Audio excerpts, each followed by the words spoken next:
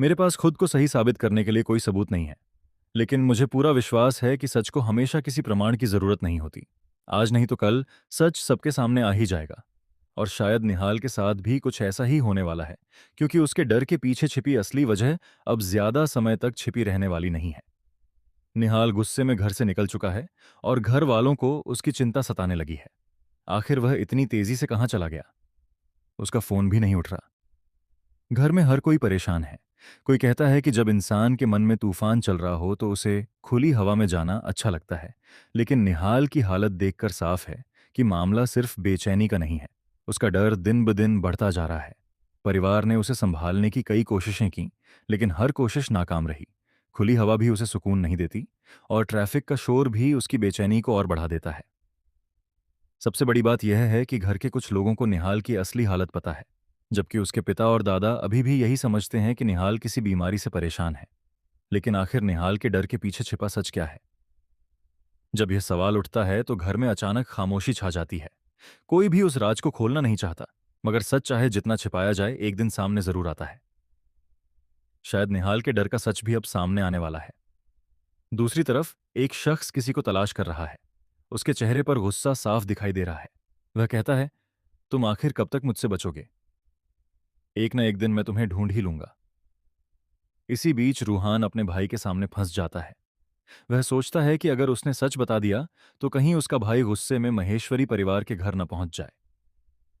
लेकिन झूठ बोलना भी उसके लिए आसान नहीं है। आखिरकार उसका राज खुल जाता है। रूहान अपने भाई से माफी मांगता है और बताता है कि उसने जानबूझकर उसे ड्रिंक पिलाई थी। उसे डर था कि अगर भाई को वह तारीख याद आ गई तो वह गुस्से में आ जाएगा। लेकिन रूहान को अंदाजा नहीं था कि ड्रिंक पीने के बाद उसका भाई स्टेज पर जाकर डांस करने लगेगा। अब रूहान हाथ जोड़कर माफी मांगता है और वादा करता है कि आगे से ऐसा कभी नहीं करेगा। वह अपने भाई से कहता है कि यह बात घर वालों को बिल्कुल नहीं पता चलनी चाहिए, वरना दादाजी और पापा दोनों उसे नहीं छोड़ेंगे। लेकिन निहाल का गुस्सा सिर्फ रूहान पर नहीं है। उसके मन में किसी और के लिए भी बहुत नाराजगी है। वह उस लड़की से सवाल करता है कि आखिर उसने उसे भांग क्यों पिलाई। कभी वह अच्छा बनने का दिखावा करती है और कभी ऐसी हरकत कर देती है जिससे उसका पूरा दिन खराब हो जाता है। लड़की अपनी सफाई देती है कि उसके पास खुद को साबित करने के लिए कोई सबूत नहीं है, लेकिन उसे भरोसा है कि सच को किसी सबूत की जरूरत नहीं होती। वह कहती है कि एक दिन सच खुद सबके सामने आ जाएगा। लेकिन इस पूरे मामले में एक अजीब बात है। निहाल उस लड़की पर गुस्सा जरूर कर रहा था, मगर उसे ऐसा महसूस हो रहा था जैसे निहाल की असली नाराजगी उससे नहीं, बल्कि खुद से थी।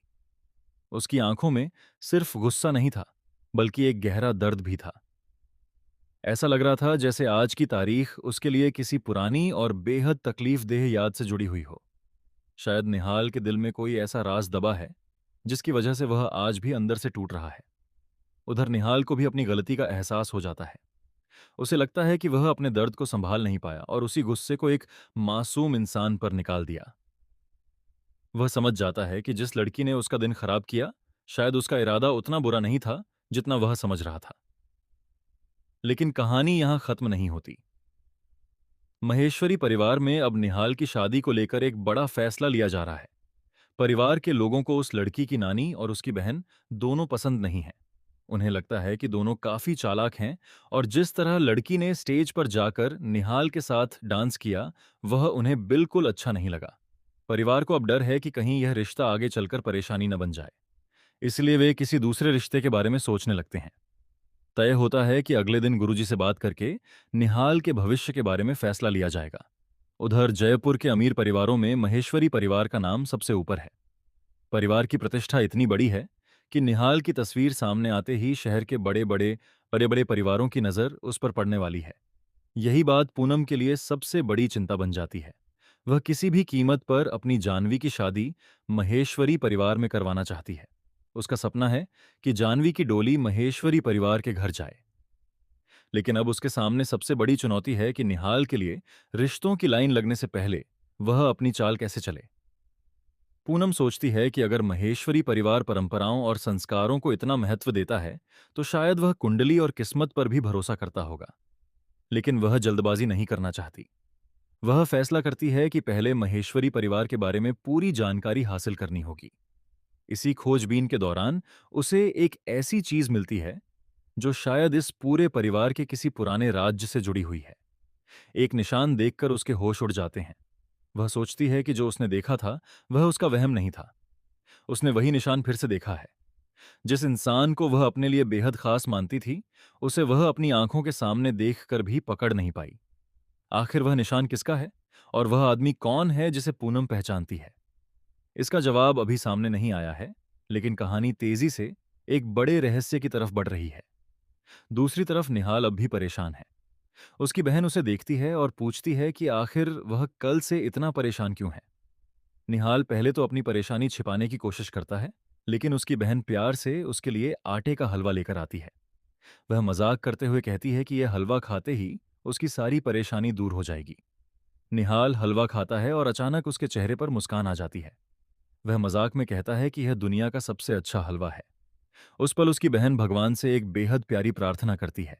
वह चाहती है कि उसका भाई हमेशा खुश रहे, उसके हिस्से की सारी परेशानियां उसके पास आ जाएं और उसकी सारी खुशियां निहाल को मिल जाएं। लेकिन किस्मत शायद निहाल के लिए कुछ और ही लिख चुकी है। महेश्वरी परिवार में गुरुजी पहुंच चुके हैं। निहाल की कुंडली उनके सामने रखी जाती है। परिवार उनसे जानना चाहता है कि निहाल के जीवन में शादी का योग कब बनेगा और उसके लिए कैसी लड़की आएगी। गुरुजी कुंडली देखते हैं और कहते हैं कि निहाल के जीवन में एक खास कन्या का योग बन रहा है। वह रिश्ता साधारण नहीं होगा। गुरुजी बताते हैं कि कभी कभी कुछ रिश्ते ऐसे होते हैं जिन्हें इंसान नहीं बल्कि भगवान खुद जोड़ते हैं। निहाल की कुंडली में भी उन्हें ऐसा ही कोई चमत्कार दिखाई दे रहा है। फिर गुरुजी एक ऐसी बात बताते हैं जिसे सुनकर पूरा परिवार हैरान रह जाता है। खाटू श्याम जी के मंदिर परिसर में मौजूद बरगद के पेड़ के पास आज शाम ठीक 5 बजे निहाल को उस लड़की के दर्शन होंगे जो उसके जीवन को बदल सकती है।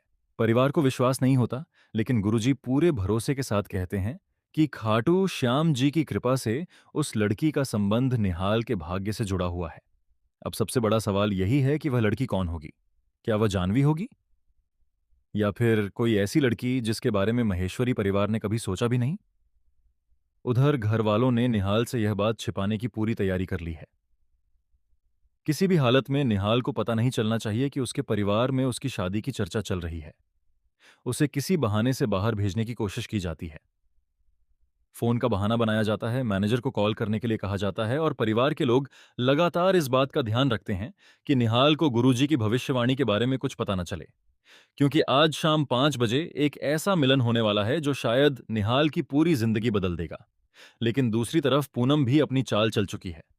वह जानवी को खाटू श्याम जी के मंदिर भेजना चाहती है। उसके हाथ में एक मन्नत का धागा देकर वह उसे बरगद के पेड़ पर बांधने के लिए कहती है।